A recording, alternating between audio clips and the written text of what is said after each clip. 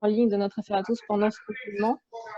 Aujourd'hui, comme vous avez certainement pu le voir dans l'invitation que vous avez reçue ou sur l'événement Facebook, on va traiter du coup de la notion de préjudice écologique, et notamment parce qu'il y a eu des récents développements de cette notion juridique récemment en début mars, quand 4 braconniers ont été condamnés pour leurs activités dans le parc national des Calanques. Je vais vous mettre un petit lien, un article dans le chat Zoom et aussi sur Facebook dès que j'aurai laissé la parole à Sébastien. Du coup, Sébastien Mabille, c'est un avocat associé du cabinet Seattle Avocat. Le cabinet Seattle accompagne notamment notre affaire à tous et 4 associations et 14 collectivités territoriales dans une action en justice contre Total pour manquement au devoir de vigilance de Total. Et on a d'ailleurs assigné la multinationale fin janvier 2020. Du coup, dernière chose avant de te laisser la parole, Sébastien, si tout le monde pouvait peut-être couper son micro et sa vidéo, histoire qu'il y ait le moins de bugs possible et qu'on n'entende pas des bruits de fond, ce serait super. Merci beaucoup. Et du coup, vous pouvez tout à fait poser vos questions dans le chat, soit sur Zoom pour ceux qui sont sur Zoom ou sur Facebook pour ceux qui suivent le Facebook Live, et on triera les questions et on les posera à la fin ou au milieu. Je ne sais pas comment tu veux fonctionner, Sébastien. À ton tour. Oui, bonjour à tous. Tout le monde m'entend bien, j'espère. Donc, écoutez, bonjour à tous. Très heureux de participer à cette première formation de notre affaire à tous, donc avec qui mon cabinet collabore dans le cadre de l'affaire Total. Et voilà, avec des équipes qui sont tout à fait dynamiques. Donc, on va traiter aujourd'hui, je proposais de parler du préjudice écologique, donc, et notamment d'évoquer une affaire dans laquelle je représentais récemment les intérêts du parc national des Calanques. Donc, je vais passer à la présentation en espérant que ça marche bien. Alors,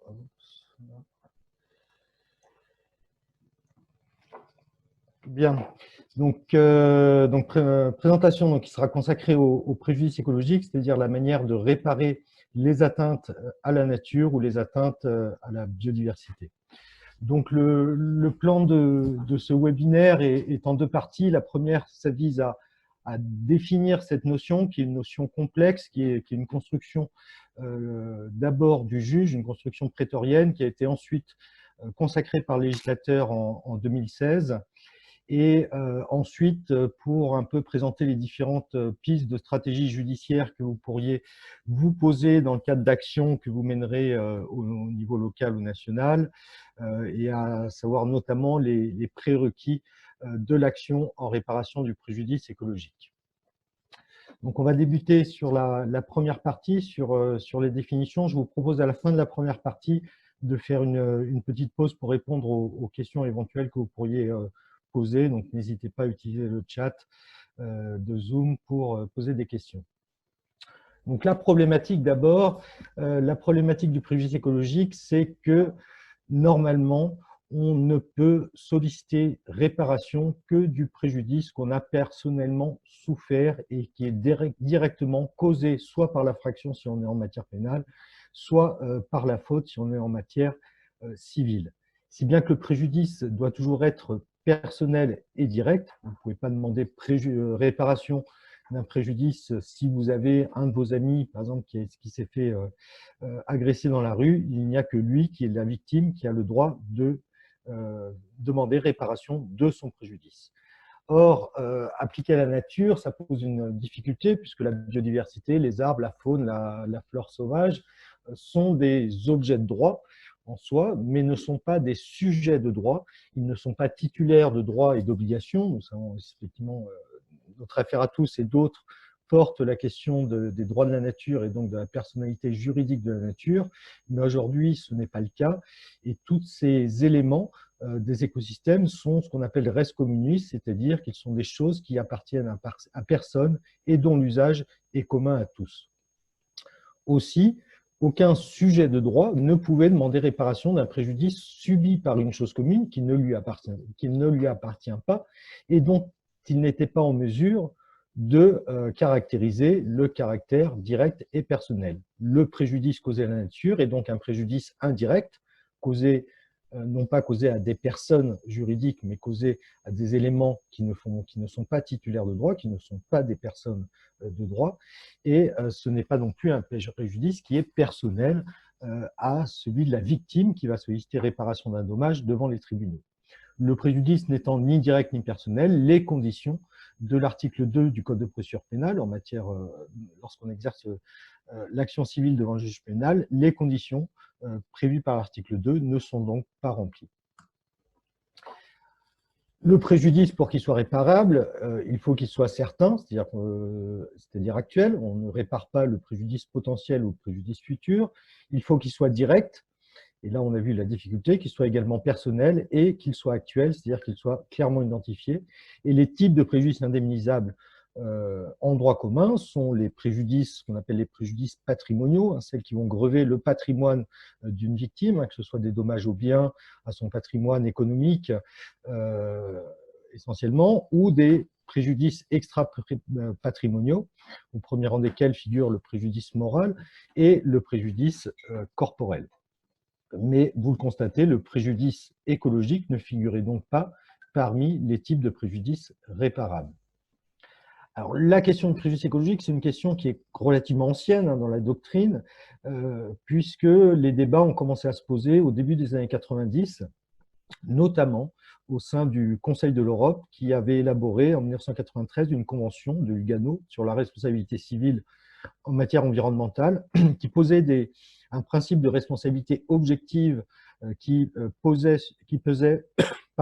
sur l'exploitant d'activités dangereuses qui étaient précisément listé, et prévoyait qu'était réparable le dommage subi par l'environnement consécutif de ces dommages. Néanmoins, cette convention de Lugano n'a jamais été ratifiée par beaucoup d'États. La France, par exemple, ne l'a jamais ratifiée, si bien que cette convention n'est jamais entrée en vigueur.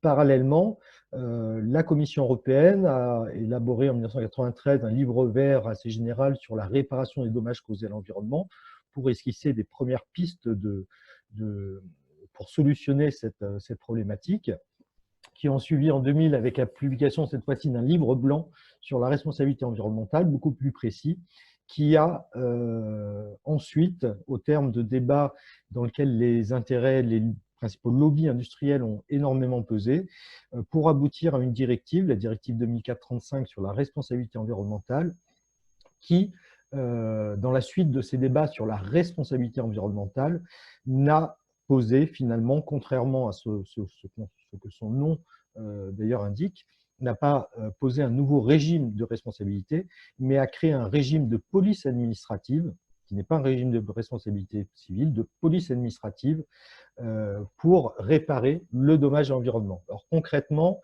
ce régime qui a été transposé en France par la loi du 1er août 2008 prévoit que le préfet, lorsqu'il y a un dommage à l'environnement, peut prescrire sur la personne de l'exploitant ou du responsable de ce dommage toute mesure propre à le réparer à travers des mesures de réparation primaire, c'est-à-dire on va nettoyer par exemple le fleuve qui a été pollué.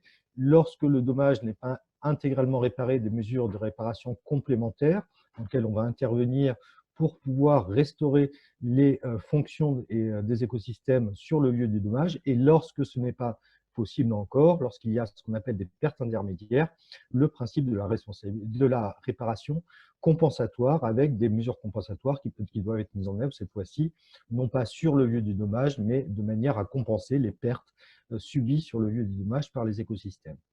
Donc, c'est un régime de police administrative, ce n'est pas un régime de responsabilité, qui comporte aussi un certain nombre d'exclusions et des critères de mise en œuvre qui sont extrêmement restrictifs, si bien que ce régime, transposé en 2008, 12 ans plus tard en France, n'a jamais été appliqué. Donc, ça ne répondait pas finalement à la problématique, si bien que ce sont les juges du fond qui ont élaboré, ont finalement considéré que le dommage causé à l'environnement pouvait constituer un préjudice indirect et non plus direct, réparable, notamment au profit des collectivités. Donc, il y a eu une jurisprudence en 2007, notamment du tribunal de grande instance de Narbonne, sur une pollution subie par le patrimoine naturel du parc naturel régional de la Narbonnaise en Méditerranée. Le tribunal parlait du préjudice subi par le patrimoine naturel et non plus du préjudice subi par le parc lui-même. Et également, quelques années plus tard, le TJ de Nanterre dans une affaire de pollution d'un lac sur la commune de Vanves, juste à côté de Paris. Mais finalement, la grande reconnaissance, ça a été celle de l'affaire de l'Erika, où j'intervenais aux côtés de mon confrère, mon ancien cabinet, aux côtés de mon confrère Jean-Pierre Mignard. Nous étions les avocats des 3 régions du département du Finistère et de certaines communes comme celle de Lorient et Saint-Nazaire, donc les avocats des principales collectivités territoriales. Et là, en 2010, la Cour d'appel de Paris a pour la première fois reconnu l'existence du préjudice écologique, à ce niveau-là, au niveau d'une cour d'appel, comme constituant un préjudice non plus direct, mais indirect, subi par le patrimoine naturel des collectivités qui avaient la charge de le sauvegarder. Et cette solution a été dégagée par la Cour d'appel puisque la loi du 1er août 2008 a également créé une habilitation législative transposée à codifiée à l'article L142-4 du Code de l'environnement, selon lesquels les collectivités peuvent exercer les droits reconnus à la partie civile en ce qui concerne les faits portant un préjudice direct ou indirect aux territoires sur lesquels elles exercent leurs compétences. Donc c'est sur le fondement de cette habilitation législative que la Cour d'appel, en 2010, a considéré que les collectivités étaient recevables à solliciter réparation du préjudice indirect, non pas subi par elles, mais subi par le patrimoine naturel qu'elles avaient la charge, les compétences de sauvegarder.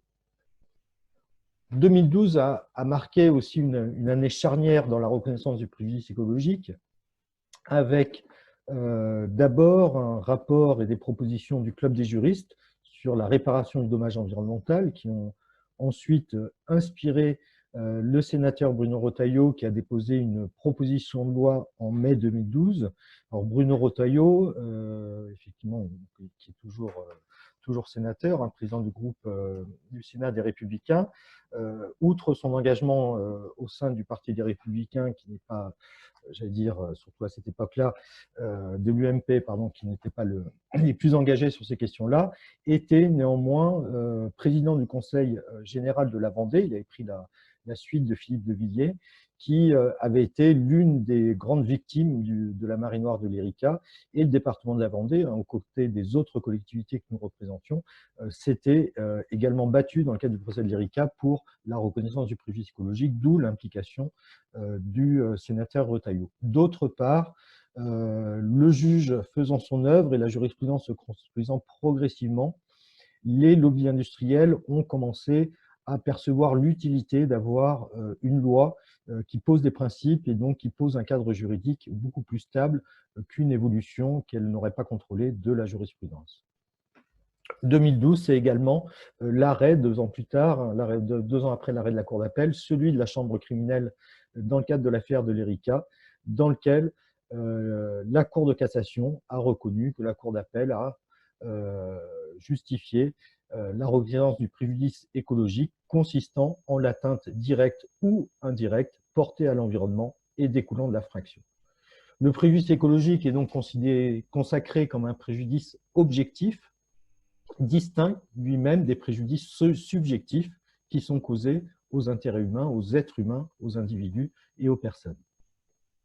2013, il y a eu la publication du rapport du groupe de travail Gégouzeau, du professeur Gégouzeau, qui avait été mandaté par Christiane Taubira, à l'époque garde des Sceaux, pour esquisser des propositions en matière de réparation de préjudice écologique. Et le groupe de travail Gégouzeau avait proposé d'introduire un nouvel article dans le Code civil apportant une première proposition de définition du préjudice écologique dans la loi. Mais la consécration interviendra encore plus tard, en 2016, dans la loi pour la reconquête de la biodiversité, qui est une loi importante, alors le préjudice écologique ne figurait pas d'ailleurs dans le projet de loi qui avait été présenté par le gouvernement, et c'est Bruno Retailleau, au Sénat qui, par la voie d'un amendement, a repris les dispositions de son ancienne proposition de loi qui n'avait jamais été examinée par l'Assemblée nationale, alors qu'elle avait été à l'époque votée à l'unanimité par le Sénat, et donc qui a réintroduit par voie d'amendement cette question du préjudice écologique dans les débats parlementaires. Et la loi du 8 août 2016 a permis de créer un nouveau chapitre dans le Code civil sur la réparation du préjudice écologique, désormais codifié aux articles 1246 et suivants du Code civil. Donc cette loi pose déjà une définition du préjudice écologique, définie comme consistant en une atteinte non négligeable aux éléments ou aux fonctions des écosystèmes ou aux bénéfices collectifs tirés par l'homme de l'environnement. Alors, on n'est pas encore dans une personnalisation juridique de la nature, mais en tout cas, on s'y approche. Et mon confrère Gilles Martin, qui avait participé à l'élaboration de la nomenclature sur les préjudices environnementaux, on y reviendra, évoque, lui, l'existence d'un intérêt légitime, juridiquement protégé, non humain, à l'instar de la famille, de l'embryon, du cadavre, qui sont aussi, ne sont pas des personnes juridiques en soi, mais sont des intérêts protégés par la loi. Donc on est dans ce type finalement de définition, une sorte d'intérêt légitime juridiquement protégé et non humain, puisque par définition, le préjudice écologique est le préjudice causé à la nature, à la biodiversité, à la faune, à la flore, aux écosystèmes. Le législateur a également posé le principe d'une réparation par priorité en nature. Il a également ouvert cette action en réparation du préjudice écologique à toute personne justifiant d'un intérêt et d'une qualité à agir, puisque, en l'absence de personnalité juridique de la nature, il faut bien conférer à des individus ou à des personnes la capacité d'agir au nom de la nature, c'est-à-dire au nom de cet intérêt légitime juridiquement protégé. Le législateur a également articulé ce régime avec le régime de la responsabilité environnementale qui était prévu par la loi de 2008, jamais appliquée, et prévu à l'article 252, ce que j'appelle une action en cessation des illicites. On y reviendra plus tard.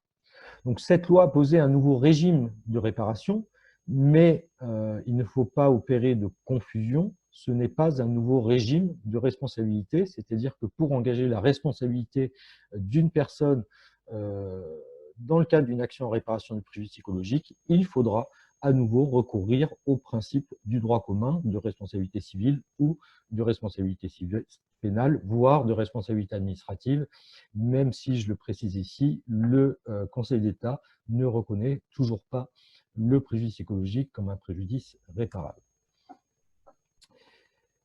Donc, au niveau de la définition, revenir sur la définition, on parle bien d'atteinte non négligeable aux éléments ou aux fonctions des écosystèmes ou aux bénéfices collectifs tirés par l'homme de l'environnement. Donc, il faut bien définir ces termes et distinguer ce que sont les éléments, les fonctions et les services rendus par les écosystèmes. Alors, les éléments, ce sont l'air, l'eau, la faune, la flore, c'est-à-dire ce qui constitue donc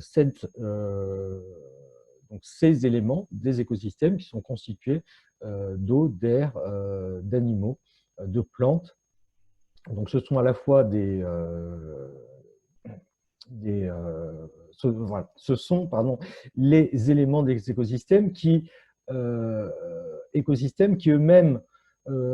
ont des fonctionnalités écologiques qui sont services de support et qui produisent différents services, catégories de services, services de régulation, services d'approvisionnement, services culturels, qui génèrent un bénéfice matériel et non matériel pour le bien-être humain. Donc on voit bien ici en violet les fonctions des écosystèmes, en rose les services rendus par les écosystèmes ou les bénéfices collectifs qui génèrent des bénéfices collectifs tirés par l'homme. Donc, en cela, le législateur s'est inspiré de la classification qui avait été faite par les Nations Unies dans le cadre du Millennium Ecosystem Assessment au début des années 2000, qui avait distingué et identifié les différents services rendus par les écosystèmes. Donc, on est bien sur des services avec ces trois grandes catégories de services, approvisionnement, régulation et services culturels. Donc, approvisionnement, c'est la nourriture, c'est l'eau douce, c'est les fibres pour nous vêtir, c'est le bois pour construire des immeubles et des meubles, c'est la nourriture pour nous nourrir. Donc, ce sont vraiment tous ces éléments qui sont indispensables à la vie humaine. Service de régulation, c'est la régulation du climat, soit au niveau local, soit au niveau mondial. Si vous avez une forêt à côté d'une ville, en été, vous aurez moins de pics de canicule. Ça régule le climat, c'est une fonction de régulation du climat au niveau local. Régulation des inondations. Si vous avez, par exemple, un écosystème dunaire sur une côte, cet écosystème dunaire va permettre de réguler les inondations ou les submersions de cette côte. Régulation des maladies également. On voit également l'impact que peuvent avoir les écosystèmes lorsqu'ils sont malmenés sur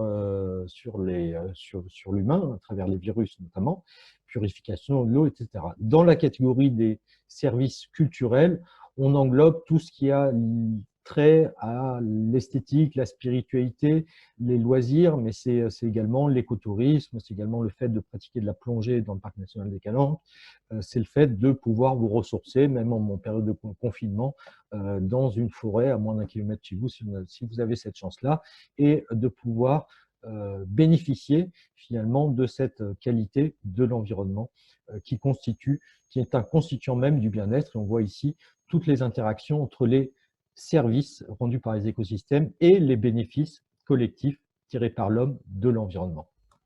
Donc, au titre de la loi de 2016, et là je reprends le schéma de Marie-Pierre Campreau-Dufresne, qui est professeure de droit de l'environnement à l'Université de Strasbourg, vous avez donc d'une part un dommage environnemental qui va générer des préjudices classiques, préjudice extra-patrimonial, préjudice corporel. Si on reprend par exemple une pollution, la pollution de l'incendie du Brisol, par exemple, vous avez des préjudices extra-patrimoniaux qui ont été, par exemple, l'image de marque de la ville de Rouen qui a été considérablement atteint par cette pollution.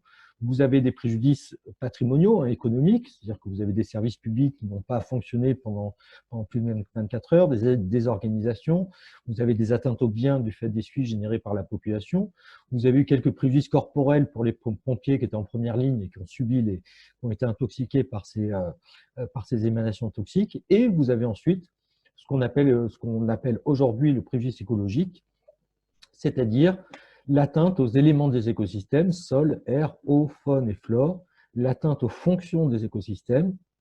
Et là, on est sur la réparation d'un préjudice subi par l'environnement, par lui-même, indépendamment de tout intérêt humain.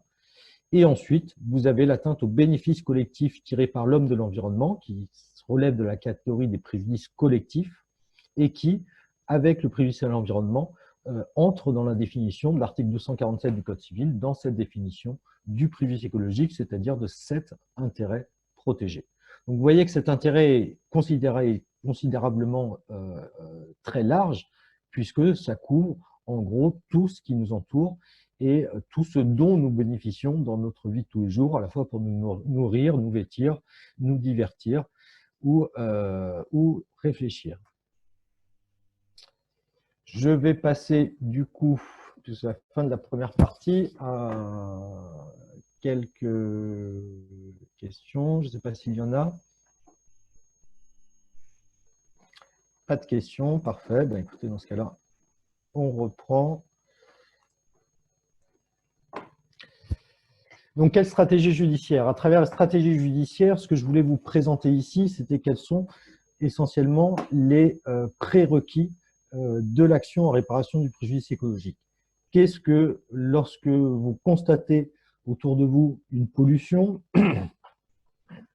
quelle qu'elle soit, une atteinte à l'environnement, est-ce que vous serez susceptible, vous, ou une association, ou une collectivité, d'engager une action en réparation de préjudice écologique? Alors, le premier prérequis, évidemment, c'est le fait d'avoir un dommage. Mais il faut que ce dommage soit, d'une part, non négligeable, hein, puisqu'on parle d'atteinte non négligeable, mais qu'il soit aussi identifié. Et là, il y a la nécessité d'une part, d'entamer un dialogue avec les écologues, avec les scientifiques, puisque on va partir d'une constatation du dommage. Et la constatation du dommage, en tout cas son ampleur, va pouvoir être déterminée par rapport à un état initial, c'est-à-dire une situation avant dommage. Et ce qu'on constate, enfin en tout cas la difficulté qu'on rencontre souvent, qui était une difficulté majeure, notamment dans le cadre du procès de l'Erika, c'est que l'environnement, mis à part les parcs nationaux, les réserves naturelles, où il y a des suivis, des études qui sont menées régulièrement, l'environnement lui-même est finalement peu connu, peu identifié, peu cartographié, et l'état initial va être difficile à retrouver. Dans le cadre de l'Erika, on était quasiment incapable de démontrer qu'elle était scientifiquement, avec rigueur, en apportant des preuves qui étaient recevables dans le juge, de démontrer la qualité de l'environnement avant le naufrage de l'Erika. En revanche, on avait toute une série d'études qui permettaient de démontrer l'existence du dommage. Donc là, on avait une atteinte non négligeable, mais parfois, il va être difficile de démontrer l'ampleur du dommage par rapport à ces situations initiales. Et il va falloir, c'est là où il va falloir aussi se baser sur des concepts, et je vous invite à vous référer à cet ouvrage très utile qui avait été publié en 2012 par Laurent Néret et Gilles Martin, la nomenclature des préjudices environnementaux. Laurent Néret est professeur de droit, il est aujourd'hui également directeur de cabinet de Laurent Fabius au Conseil constitutionnel, et Gilles Martin est un ancien avocat, professeur de droit à l'Université de Nice également, et actuellement président du conseil scientifique du Parc national de Porquerolles. Ils avaient élaboré cette nomenclature à l'image, pour ceux qui connaissent un peu le préjudice corporel, de la nomenclature élaborée par Jean-Pierre Dintillac, qui permet de déterminer, en tout cas d'avoir des barèmes et des appréciations communes dans toutes les juridictions pour évaluer le préjudice corporel. Là, l'objectif était sensiblement le même, et cette nomenclature permet déjà de poser des termes sur un certain nombre d'impacts que vous pouvez constater sur le dommage, d'impact aux espèces, d'impact aux eaux, d'impact aux écosystèmes dans leur sens large, d'impact à l'atmosphère, de pouvoir déterminer et d'identifier précisément le dommage et l'atteinte aux fonctions, l'atteinte aux services et l'atteinte aux bénéfices qui sont tirés par l'homme de l'environnement. Le second prérequis, c'est celui d'avoir un demandeur justifiant d'une qualité et d'un intérêt à agir. Alors ici, le choix qui a été fait par le législateur est assez peut surprendre, puisqu'on nous dit que l'action en réparation du préjudice écologique est ouverte à toute personne ayant qualité et intérêt à agir, et ensuite on complète cette insertion en identifiant précisément des personnes sous forme d'une liste fermée. Donc, en réalité, il faut bien considérer que les personnes qui figurent sur cette liste fermée, c'est-à-dire l'État, l'Office français de la biodiversité, les collectivités territoriales, leurs établissements publics, les associations agréées ou créées depuis au moins 5 ans, toutes ces personnes, finalement, sont suffisamment légitimes pour avoir la capacité, elles sont capables de demander réparation du préjudice, non pas subi par elles, mais du préjudice subi par un autre, subi par la nature. Donc c'est une sorte de capacité qui leur est reconnue par le législateur. Dès lors qu'elles démontrent qu'elles ont un intérêt à agir, elles seront recevables dans le cadre d'une action. Les autres personnes, puisque le législateur a eu recours à cette liste fermée, mais a souhaité pouvoir l'ouvrir le cas échéant à toute personne ayant qualité et intérêt à agir, c'est-à-dire que tout individu qui souhaiterait porter une action en réparation du préjudice subi par la nature devrait démontrer qu'il est suffisamment légitime pour le faire, c'est-à-dire qu'en tant qu'individu, il a contribué à la protection, à la gestion de cet environnement et qu'il a un intérêt à ce qu'il soit préservé et ce qu'il soit réparé. Donc ce n'est pas insurmontable, mais ce sera néanmoins plus difficile et ça sera au demandeur qui ne figure pas dans cette liste d'apporter les preuves de sa capacité. Ensuite, il faudra que le demandeur un défendeur à qui le dommage est directement imputable. C'est ce que je disais tout à l'heure, c'est-à-dire qu'on n'est pas sur un nouveau régime de responsabilité, mais bien un nouveau régime de réparation. Et on devra, soit en matière civile, soit en matière pénale, engager la responsabilité du défendeur sur le fondement du droit commun, c'est-à-dire en matière pénale, démontrer que le dommage découle directement de l'infraction et que la personne peut être considérée comme étant personnellement responsable de ce dommage, ce qui varie selon que ce soit une personne physique ou une personne morale. Et en matière civile, pouvoir démontrer le dommage, le fait générateur et le lien de causalité direct entre le fait générateur et le dommage. On n'a pas le préjudice écologique ne crée pas un nouveau régime de responsabilité objectif, mais un régime de réparation objectif, basé sur l'objet qu'est la nature, que sont la nature et la biodiversité. Le droit commun ne reconnaît pas la responsabilité objective, contrairement à certains régimes internationaux de responsabilité. C'est le cas en matière nucléaire, par exemple, avec les conventions de Paris et Bruxelles, en matière de transport aérien, en matière maritime, avec la convention CLC notamment, ou la convention sur les hydrocarbures de soute, qui sont toutes fondées sur le même principe de responsabilité objective, c'est-à-dire une responsabilité fléchée sur une personne particulière. En matière nucléaire, c'est forcément l'exploitant de la centrale nucléaire qui va être responsable. En matière maritime, c'est forcément l'armateur qui va être responsable, qu'il ait commis ou non une faute. C'est un régime de responsabilité objectif. Ensuite, c'est un régime de responsabilité qui sera canalisé, mais qui sera également plafonné. Et tous ces régimes de responsabilité qui sont issus de conventions internationales ne reconnaissent pas le préjudice écologique, c'est-à-dire que les atteintes à la nature, à la biodiversité, ne figurent pas parmi la catégorie des préjudices réparables au titre de ces conventions internationales. Nous n'avons pas non plus de vraisemblance prépondérante de responsabilité, comme ça avait été proposé dans le cadre de la Convention du Lugano, ni non plus de corrélation statistique, comme ça peut exister dans certains systèmes juridiques, notamment au Japon. Tout cela pour dire que nous sommes face ici à une difficulté qui est souvent la difficulté majeure, qui est celle d'établir un lien de causalité entre le fait générateur et le dommage, de manière à engager la responsabilité d'une personne en réparation de préjudice écologique. Je vous donne un seul exemple, 80% des insectes qui auraient disparu en Europe, 30% des populations d'oiseaux qui auraient disparu dans les 20 dernières années. Nous sommes ici sur des dommages écologiques qui sont extrêmement graves, qui sont parmi les plus graves qui soient, et pourtant aucune action en responsabilité, en réparation de préjudice écologique n'a encore été intentée contre les personnes qui, en tout cas, pourraient être responsables, tenues pour responsables de ces dommages, que sont les fabricants de produits phytosanitaires, et je vise ici les Bayer, Syngenta et autres. Et également, difficulté d'établir aussi ce lien de causalité en matière de pollution qui diffuse, et notamment en matière de climat, des émissions de gaz à effet de serre. Bien que le préjudice écologique est invoqué dans l'affaire du siècle, mais ça en est en matière administrative, et je n'évoquerai pas ce point-là, sauf si vous m'interrogez dessus. Autre prérequis, des éléments permettant d'évaluer le dommage à l'environnement. Alors, c'est aussi une difficulté, c'est-à-dire que évaluer l'ampleur d'un dommage nécessite de procéder à des investigations qui sont parfois lourdes.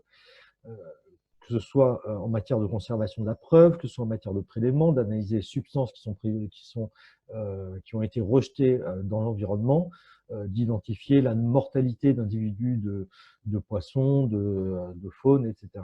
C'est parfois extrêmement difficile. C'est une difficulté parfois insurmontable, la charge de la preuve au civil incombant toujours au demandeur. En matière pénale, c'est un peu plus facile puisque la charge de la preuve relève du ministère public dans le cadre des enquêtes. Mais ce qu'on constate souvent, y compris parmi les inspecteurs de l'environnement, c'est qu'on a une insuffisance des procès-verbaux de constatation des infractions qui vont s'attacher à caractériser l'infraction, à caractériser la responsabilité de l'auteur de l'infraction, mais sans décrire avec suffisamment de précision l'ampleur du dommage qui va permettre ensuite d'évaluer, d'estimer le préjudice écologique. Je précise aussi que le quantum des peines encourues sur la plupart des délits environnementaux ne permettent pas d'utiliser des moyens d'enquête propres à caractériser l'ampleur du dommage, c'est-à-dire qu'il soit suffisamment intrusif pour récolter des éléments de preuve, notamment les écoutes téléphoniques.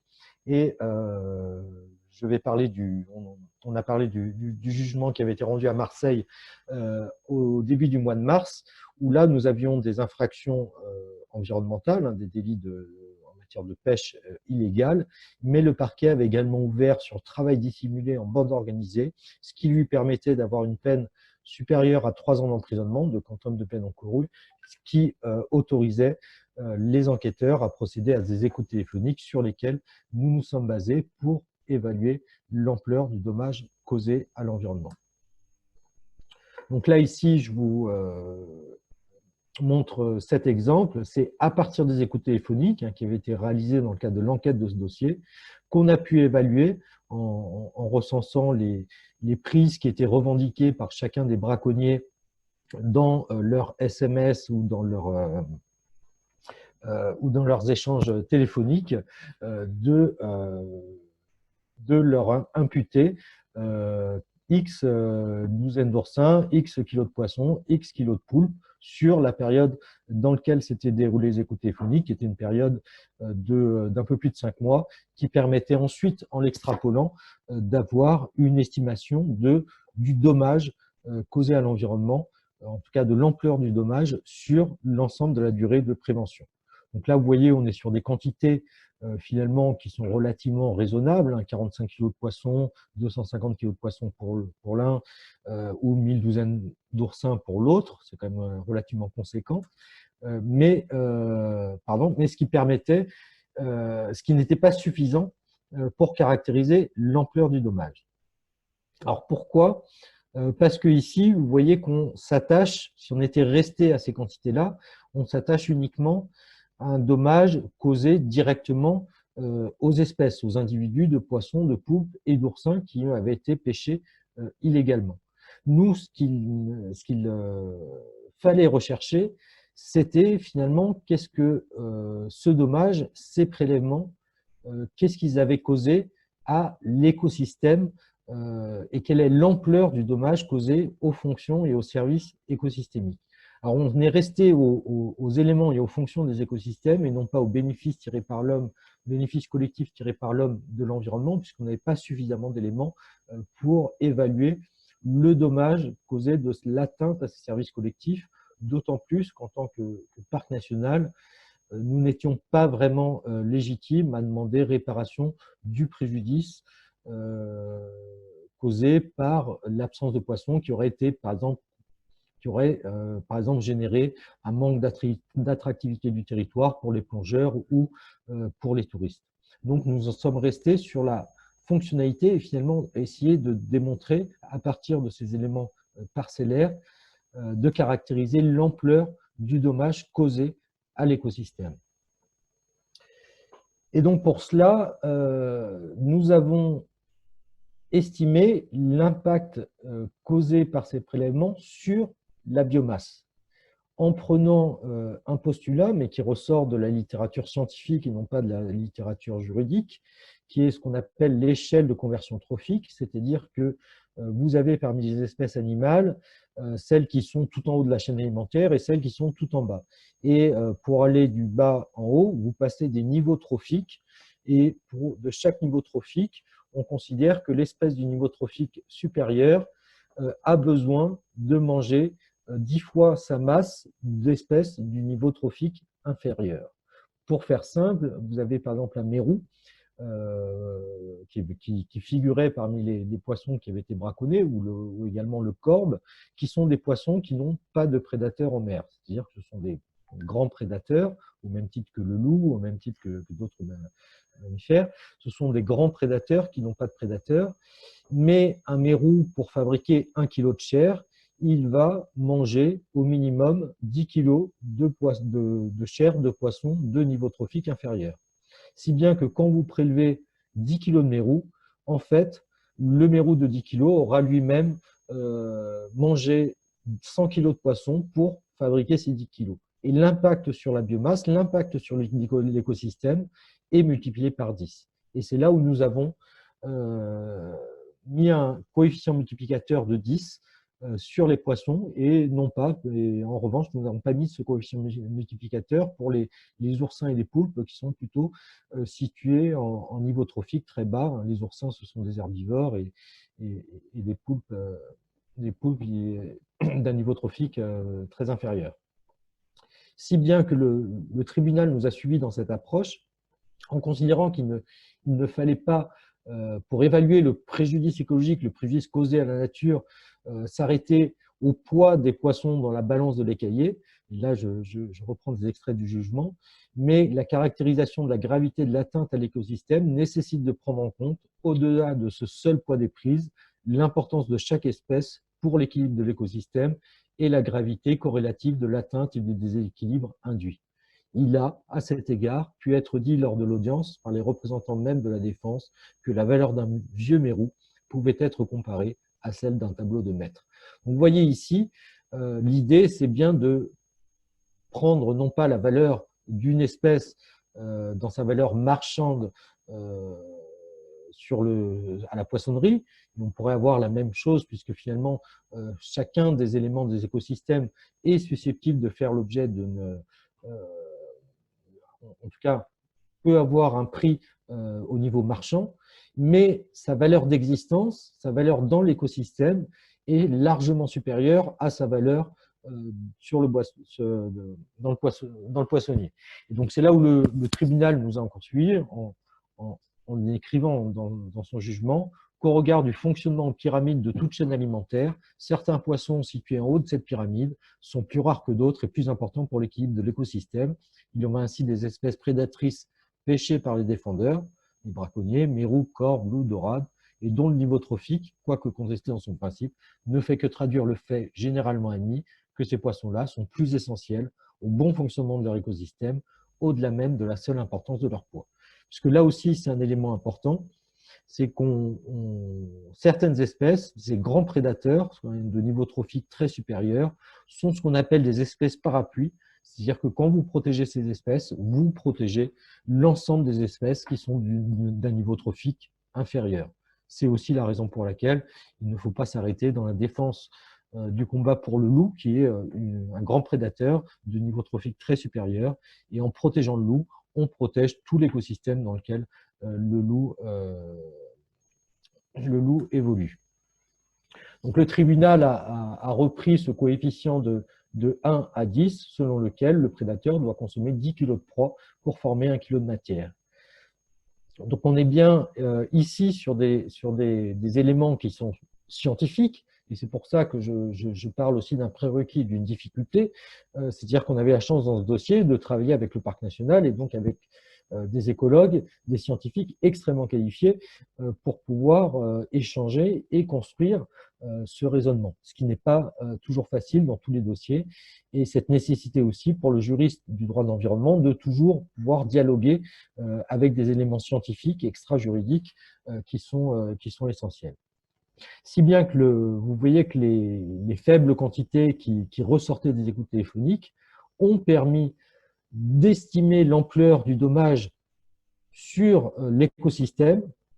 On partait finalement de quelques petites centaines de kilos de poissons pour arriver à une biomasse totale impactée de de près de 45 tonnes de poissons. Vous voyez ici l'importance de traduire le dommage en impact sur les écosystèmes, sur ses fonctionnalités ou sur ses services. Ensuite, l'une des dernières difficultés, un dernier prérequis de l'action, c'est d'avoir un demandeur qui soit en capacité de réparer l'environnement. Puisque l'article 249 du Code civil précise que la réparation de préjudice s'effectue par priorité en nature. Par priorité en nature, c'est-à-dire que normalement, c'est celui qui a causé le dommage qui est tenu de le réparer. Si on reprend cela, le principe qui a été posé dans la directive 2004-35, le principe de responsabilité environnementale, et ce régime de police administrative fléché sur le responsable du dommage. Néanmoins, le législateur a prévu que tout cela n'était pas toujours possible, parce que soit le dommage est trop ancien, soit il n'est pas possible de réparer en nature le dommage. Je prends l'exemple des poissons qui ont été braconnés dans le parc. Vous m'avez posé la question, mais pourquoi vous ne mettez pas des alevins que vous auriez pris dans une ferme aquacole et que vous réensemencez le parc avec des alevins? Alors, nous y sommes tout de suite opposés. En premier lieu, parce que le parc national est un territoire naturel d'exception dans lequel la protection vise à assurer la fonctionnalité naturelle des équilibres écologiques et écosystémiques sans intervention humaine extérieure. Donc, il n'était pas question de procéder par des solutions d'un peu de géo-ingénierie, d'intervention artificielle dans le milieu naturel, pour réparer le dommage environnemental. Et c'est pourquoi le législateur a prévu qu'en cas d'impossibilité de droit ou de fait, ou d'insuffisance des mesures de réparation, le juge condamne le responsable à verser des dommages et intérêts, mais ceux-ci sont affectés à la réparation de l'environnement.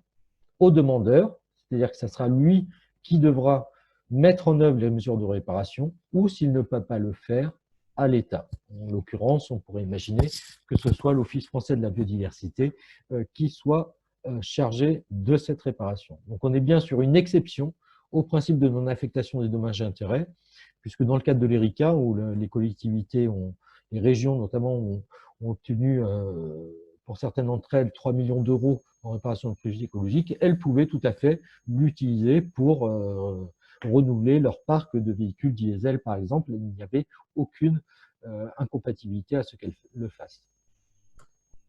Donc là, pour revenir sur l'exemple de ce jugement de Marseille, qui est important, hein, puisque c'est la première fois que le juge fait application des nouvelles dispositions du Code civil issues de la loi de 2016, le tribunal a rappelé ce principe de réparation du préjudice écologique par priorité en nature, en précisant que la réparation de nature, par principe, est ordonnée à l'encontre des responsables auxquels il appartient ensuite de prendre ou faire prendre les mesures de remise en état.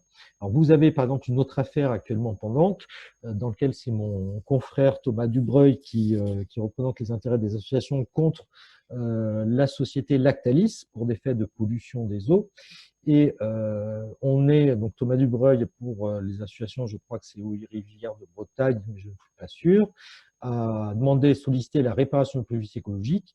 Et là, c'est Lactalis qui a proposé un programme de réparation qui est soumis au contrôle du juge. Donc on voit bien que quand on est face à un défendeur, un responsable du dommage qui est en capacité ou qui est en capacité de payer des personnes compétentes pour réparer le dommage, ça peut être, la réparation en nature peut être fait par ce biais-là.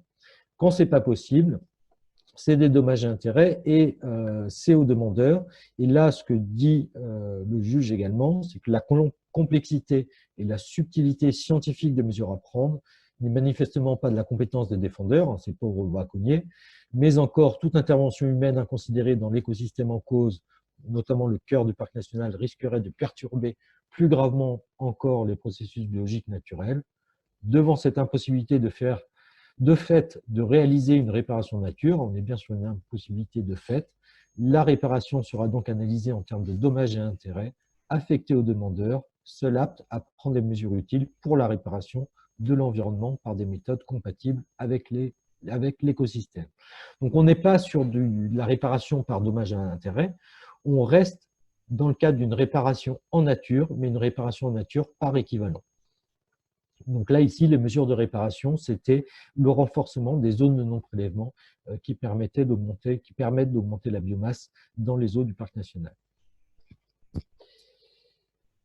Voilà pour l'action en réparation du préjudice écologique de responsabilité. Je dis deux mots également sur l'article 252, qui est ce que j'appelle l'action en cessation d'illicite et qui, elle, peut être mise en œuvre faute d'éléments, c'est-à-dire que si vous n'avez pas tous ces prérequis et surtout si le dommage est encore en cours. Indépendamment de la réparation du préjudice écologique, le juge, saisi d'une demande en ce sens par une personne mentionnée, c'est-à-dire par une personne ayant capacité de représenter les intérêts de la nature, en quelque sorte, peut prescrire les mesures raisonnables propres à prévenir ou faire cesser ce dommage.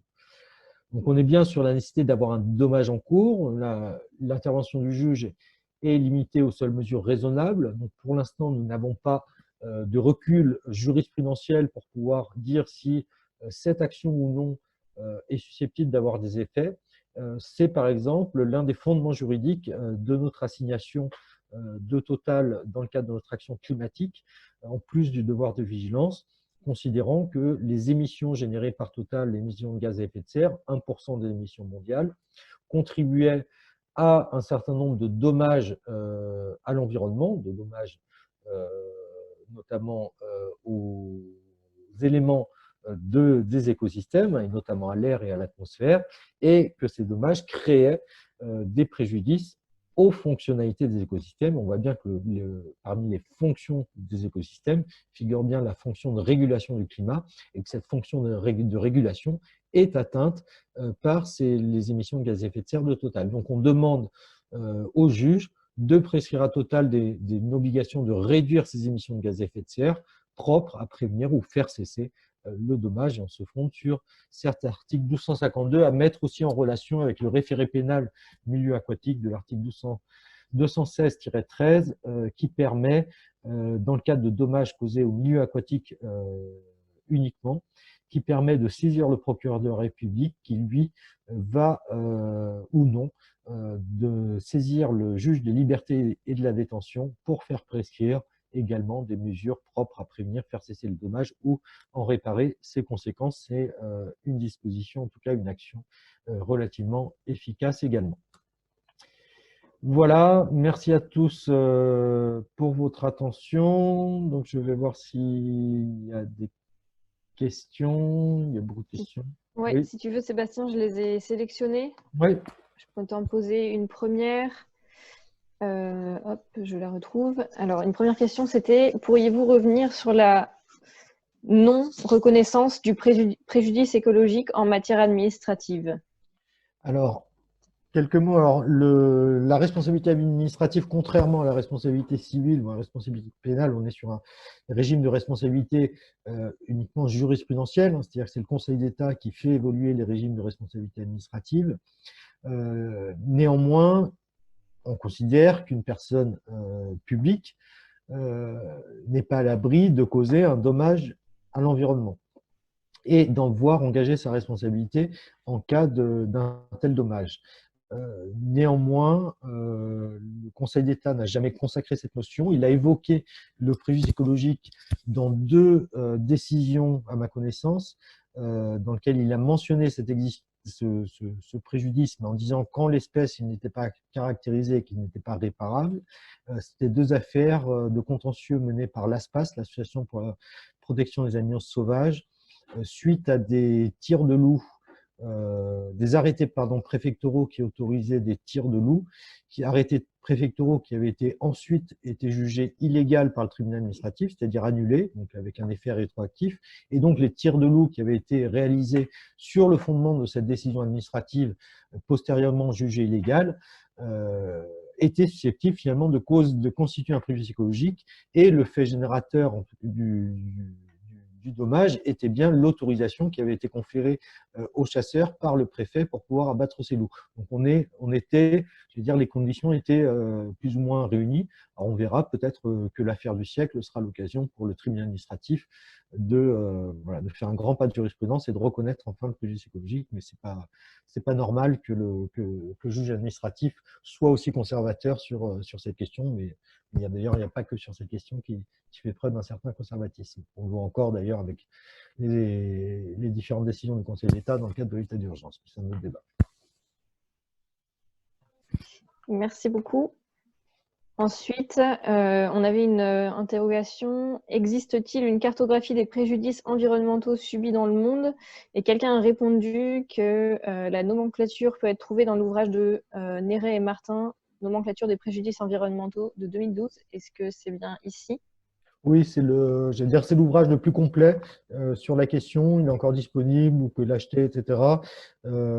Alors, juste le seul point sur lequel il n'est pas raccord avec la loi, hein, qui est intervenu en 2016, donc 4 ans plus tard, c'est que dans la nomenclature Néret-Martin, les préjudices collectifs, c'est-à-dire les bénéfices tirés par l'homme de l'environnement, ne sont pas intégrés dans le préjudice écologique.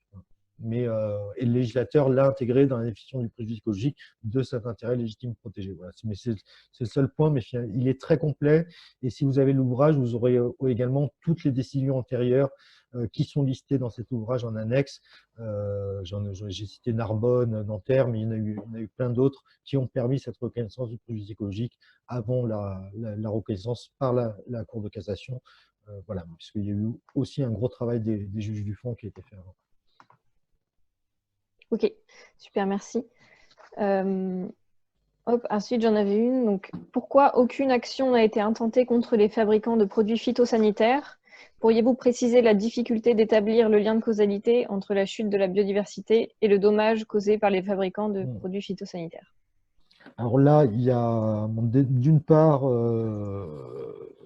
il y a cette difficulté qu'il y a beaucoup de dommages environnementaux qui ne résultent pas d'une cause unique, mais de plusieurs facteurs. Je pense par exemple la question des abeilles. Les abeilles, on va avoir des parasites, on va avoir le frelon asiatique, on va avoir les pesticides, on va avoir le changement climatique, on va avoir l'artificialisation des sols, la perte d'habitat. Donc tout ça, ce sont des causes cumulées qui contribuent finalement à la disparition des abeilles. C'est la même chose aussi sur les oiseaux. Vous n'avez pas non plus le plus souvent de causes uniques.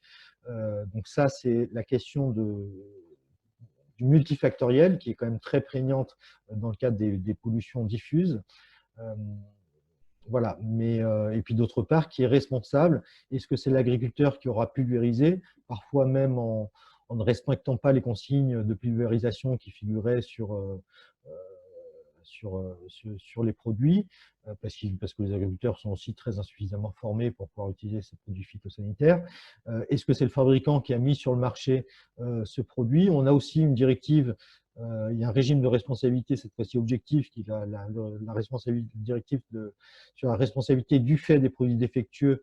Et la Cour de cassation, dans le cadre de l'affaire de ce paysan qui avait été intoxiqué aux pesticides, qui avait gagné, etc., avait finalement considéré que l'action devait être fondée uniquement sur le régime de responsabilité des produits défectueux, qui, lui, permet de réparer uniquement les dommages causés aux biens et aux personnes, et donc pas les dommages causés à l'environnement. Donc on a aussi un problème de fondement juridique. Est-ce qu'on doit aller sur ce régime, mais qui ne permet pas de réparer le préjudice écologique, ou on tombe sur le régime de droit commun et la nécessité de caractériser un lien de causalité directe entre le fait générateur et le dommage.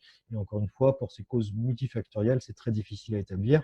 Mais voilà, mais il faut travailler avec la science, il faut travailler avec les scientifiques, puisqu'il n'y a que les scientifiques qui permettront d'établir dans certains cas l'existence d'un lien de causalité, et puis ensuite il faut faire évoluer cette jurisprudence et ne pas rester sur cette exigence de lien de causalité direct qui en matière d'environnement est très très difficile à établir. Mais les choses bougent en matière de pollution diffuse. Je pense notamment à les décisions qu'il y a eu récemment aussi de l'incinérateur de Melun, donc sur une pollution diffuse au dioxine, pour lequel le registre écologique a été reconnu et la responsabilité a été également reconnue du fait de ces pollutions diffuses avec un préjudice d'anxiété. Donc ça aussi c'est une décision très importante. Un cours d'appel de Paris sur l'incinérateur de Melun, ça a quelques mois à voir. Merci beaucoup. Hop. Une autre question concernant la preuve de l'état initial de l'environnement. Est-il possible de se servir des différentes études qui sont à la base des demandes d'autorisation administrative? Par exemple, études d'impact, études des incidences sur les ressources en eau, Natura 2000, etc. L'idée étant que les services instructeurs les détiennent, mais peut-on s'en servir a posteriori, hors instruction, pour une action en réparation du préjudice écologique? Bien sûr, et pour la plupart, ce sont des documents qui sont communicables au sens de la jurisprudence de la CADA. Donc, même s'ils ne sont pas accessibles, il faut les demander. La preuve est libre. On a aussi tous les inventaires qui sont faits, les inventaires naturalistes il y a plein de naturalistes partout sur le territoire. Il y a les membres des associations aussi locales qui font aussi beaucoup de travail pour mieux connaître l'environnement. Il y a les cartographies, les inventaires SNIEF notamment, qui ne sont pas des outils juridiques en tant que tels, mais qui permettent ce sont des outils de connaissance. Si vous avez un dommage sur une ZIEF de type 1, ça permettra aussi de caractériser une ampleur du dommage plus importante. Et après, voilà, toutes ces protections réglementaires qui vont aussi permettre de caractériser la sensibilité, l'importance de la zone pour l'écosystème en particulier, pour l'environnement en général. Ok. Là, on a une petite question exemple, étude de cas. Nous sommes dans le cadre d'une retenue d'eau construite illégalement sans autorisation et dérogation, ayant construit à une destruction de zones humides, ripisylves, parties de cours d'eau, mares, etc. Une sanction administrative de remise en état a été prise, mais non exécutée en raison de fortes pressions. Une audience pénale est à venir. Vous semble-t-il opportun, face aux lacunes du préfet, de demander dans le cadre de la procédure pénale la réparation en nature de préjudices écologiques? Alors, je ne vais pas répondre de but en blanc, ça me fait penser d'ailleurs à mais je pense que ça va être FNE, ça va être la retenue de Sivins, non? Je ne sais pas. Bref, et oui, effectivement, il est opportun face aux lacunes du préfet de demander dans le cadre de la procédure pénale la réparation en nature de préjudice écologique. Pourquoi pas? Je ne sais pas. Je ne vais pas me prononcer sur un dossier en particulier comme ça sans suffisamment de recul. Très bien. Alors, on a encore quelques petites questions, notamment une. Si on réussissait à appliquer parfaitement le préjudice écologique, est-ce que ce serait suffisant ou est-ce qu'il faudrait tendre vers la reconnaissance d'une personnalité juridique à des entités naturelles? Alors, non, pour moi, la principale difficulté, elle est sur le lien de causalité. C'est-à-dire c'est ça qui permet de constater que 99,9% des dommages à l'environnement, malgré ce nouveau régime de réparation, malgré tout ce que je vous ai expliqué, aujourd'hui ne sont pas réparés. Et que le principe pollueur-payeur, aujourd'hui, il n'est pas du tout appliqué. Il suffit de voir toutes les dérégulations du climat, l'effondrement de la biodiversité, tout ça, les pesticides, j'en ai parlé, tout ça, ce sont des dommages qui sont immenses et qui ne sont pas réparés. Donc le cadre juridique est clairement insuffisant. Et, les outils juridiques dont on dispose sont clairement insuffisamment exploités. Et c'est aussi pour ça que j'étais content de pouvoir le présenter, voilà, et pouvoir montrer aussi que ce sont des outils des outils juridiques qu'il faut exploiter pour pouvoir mieux réparer l'environnement.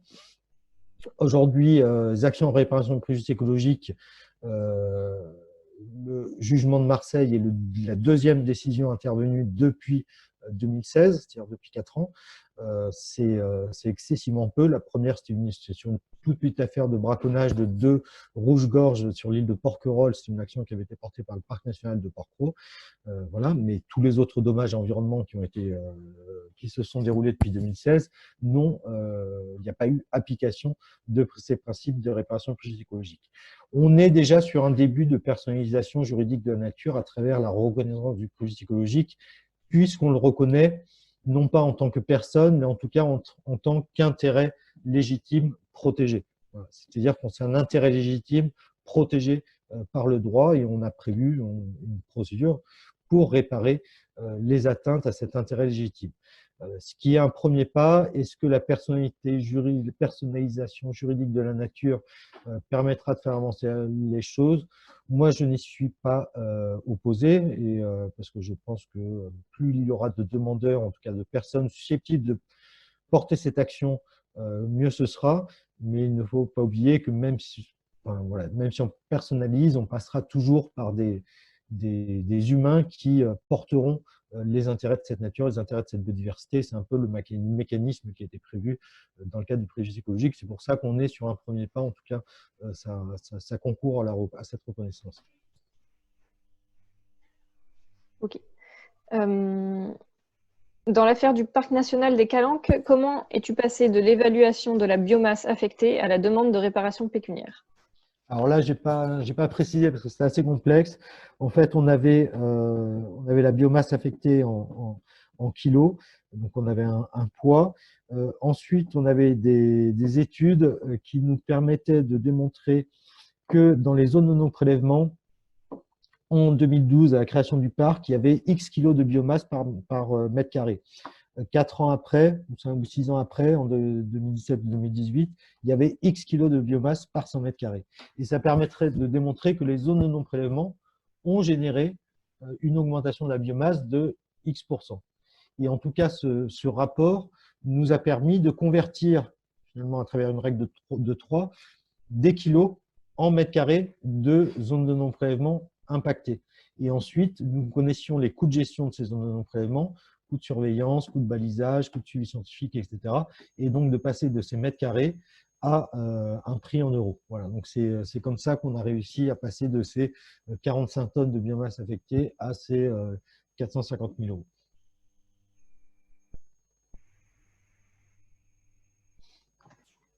Ok, alors je vais trier les dernières petites questions, notamment comment avancer ou tendre vers un régime de responsabilité objective?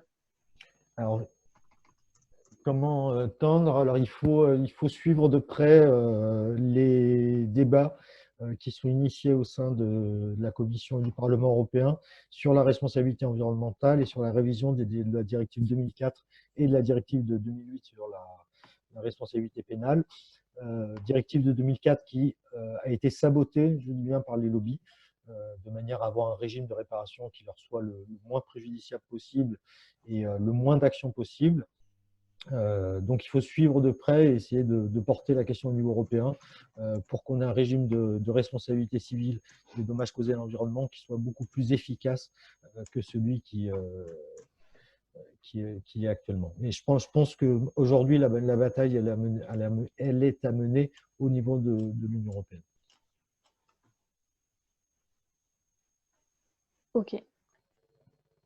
Alors, j'ai une question plus courte. L'association doit forcément avoir 5 ans pour agir. Non, pas nécessairement. Si elle a au moins 5 ans pour agir, elle aura une capacité qui lui sera conférée par la loi. C'est-à-dire qu'on considérera qu'elle sera suffisamment légitime, elle aura juste à démontrer un intérêt à agir. Si elle a moins de 5 ans, il faudra qu'elle démontre qu'elle a, voilà, qu'elle a la capacité, c'est-à-dire à porter cette prétention, non pas pour elle, mais pour la biodiversité, pour la nature. Ça sera plus difficile, mais ce n'est pas insurmontable, puisque le législateur a ouvert cette possibilité en disant que toute personne justifiant d'un intérêt et d'une capacité pour agir. Alors, j'ai encore 2 questions dans le chat qui viennent d'arriver, il me semble, et après, peut-être qu'on peut clôturer ici.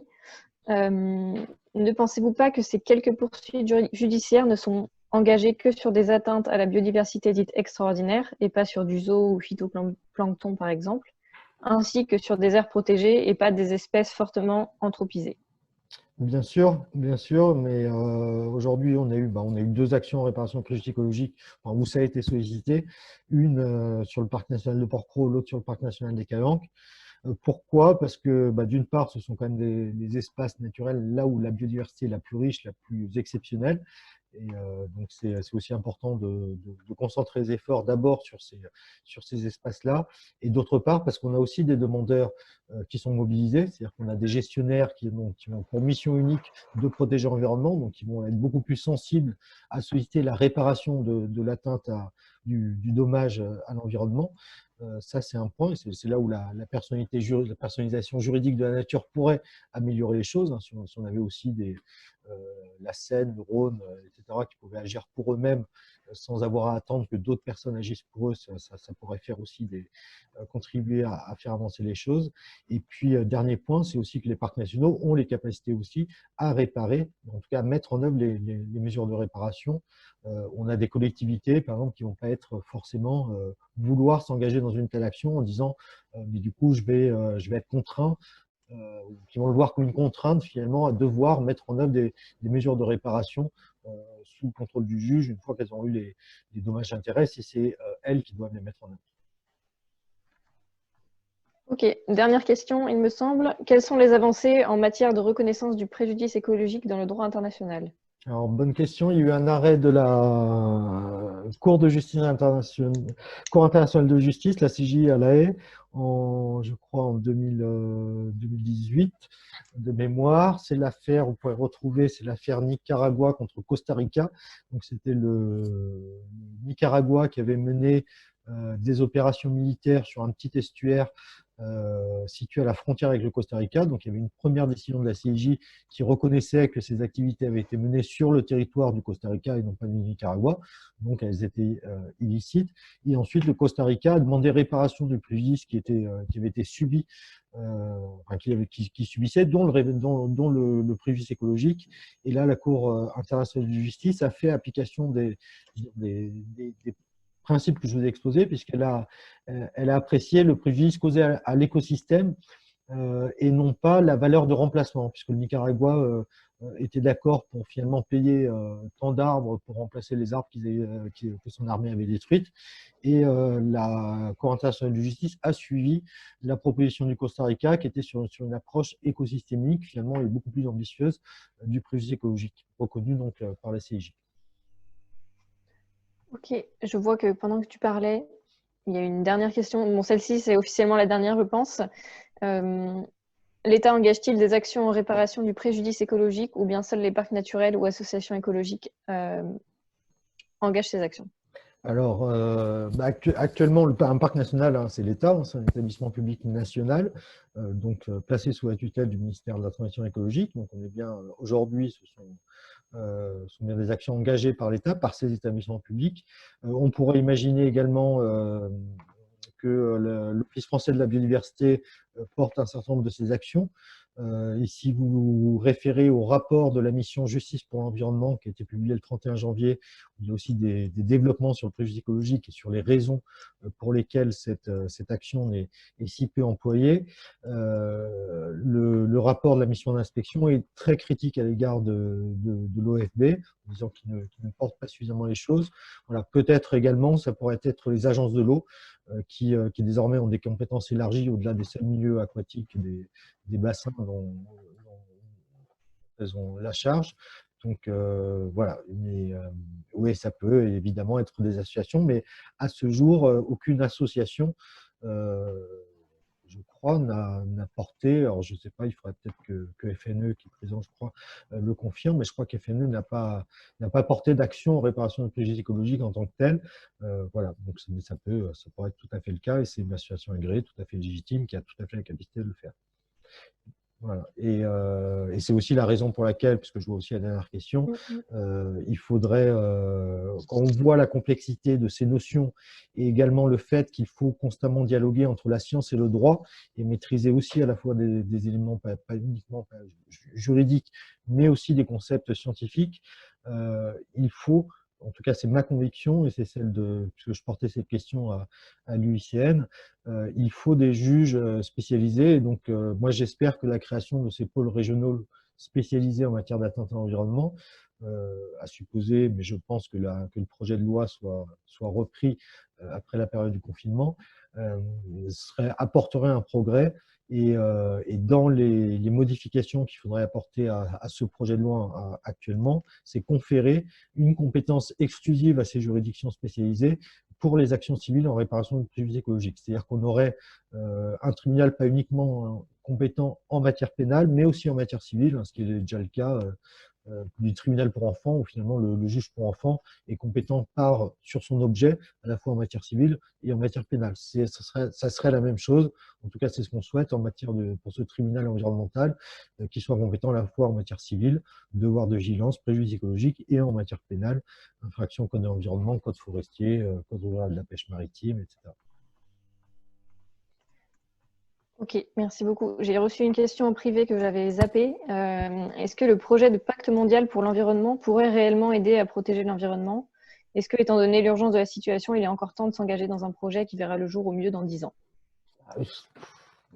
S'engager pour une chose ne signifie pas de renoncer à s'engager pour autre chose. Moi, j'ai été engagé dans le projet de pacte, hein, puisque je fais partie aussi de la commission environnement du club des juristes qui avait initié ce projet. Je pense que en tout cas, je pense que oui, que c'est un bel outil qui devrait être relancé. Voilà, et puis même si c'est pour au mieux 10 ans, ça c'est vrai, mais bon, ça c'est les aléas des Nations Unies, effectivement, mais si dans 10 ans on l'a, je pense que ça fera progresser le droit. Et le niveau de protection de l'environnement, puisque c'est le but. Ok, merci beaucoup. Du coup, je crois que c'était tout. Je ne sais pas si tu veux rajouter une dernière chose ou non, mais il n'y a plus de questions en tout cas. Non, merci à tous. En tout cas, c'était très, très agréable voilà, même d'utiliser le confinement. Je suis ravi qu'il y ait autant de gens qui s'intéressent à ces questions, parce que c'est aussi pas très simple. On touche à des concepts qui sont ardus. Et voilà. Et moi, ce que je souhaite, c'est que demain, de nombreux juristes, futurs avocats, etc., s'emparent de ces concepts et portent de ces actions. Voilà, on a besoin d'être les plus nombreux possibles pour pouvoir préserver cette belle biodiversité. Merci beaucoup à toi en tout cas d'avoir proposé cette formation. Du coup, histoire de clôturer ça. Oui, juste dernier point, Clotilde, je t'enverrai le PowerPoint en PDF, voilà, pour que tout le monde. Ok, merci beaucoup. C'était une des questions que j'allais poser. Et on a aussi enregistré sur Zoom et ce sera disponible aussi sur le Facebook Live. Donc, vous pouvez aussi la revoir quand vous voulez. Je veux aussi vous dire que là, c'était une première formation pendant le confinement, mais on est en train d'établir un programme d'autres formations sur d'autres enjeux juridiques liés au droit de l'environnement qu'on vous fera parvenir très prochainement. Donc, si vous n'êtes pas abonné à notre newsletter, par exemple, vous pouvez vous y abonner et les informations seront envoyées dedans. On partagera aussi tout ça sur nos réseaux, donc n'hésitez pas à nous suivre.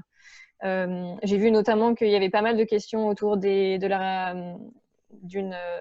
reconnaissance des droits de la nature et de donner une personnalité juridique à la nature. Et il y aura notamment une formation autour de ces enjeux-là très prochainement, certainement.